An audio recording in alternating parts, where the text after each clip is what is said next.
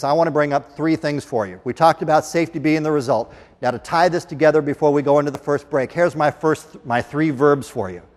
All right, we're not going to pass the ball, but we're going to drive, we're going to talk, and we're going to choose. So what do I mean by those three things? First of all, drive 55. My challenge to you when you leave here is, does it literally mean when you see that sign that says drive 55 miles an hour?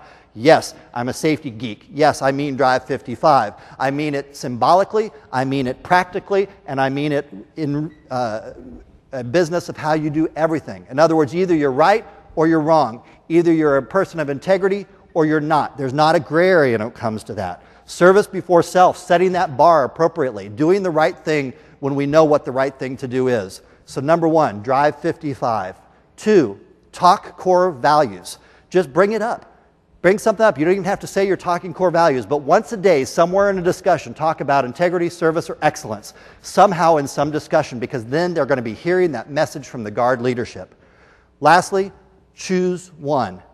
I've just given you a whole bunch of different tools available to you. They're electronic, they're paper copies, information booths, and I'm just asking everybody in the room to stick your name tag on one and own it. Take one of these tools and make it yours. I'll be glad to put your branding on it. You want to call it your fatigue program, we'll call it that. But own it, take one. If I was to rephrase these three things as we conclude here heading into this break is, walk the walk, talk the talk, and get engaged. That's what we need to do from a Guard leadership perspective. Those three things as we walk forward so that we can lead the Guard into the future of where we need to be with safety.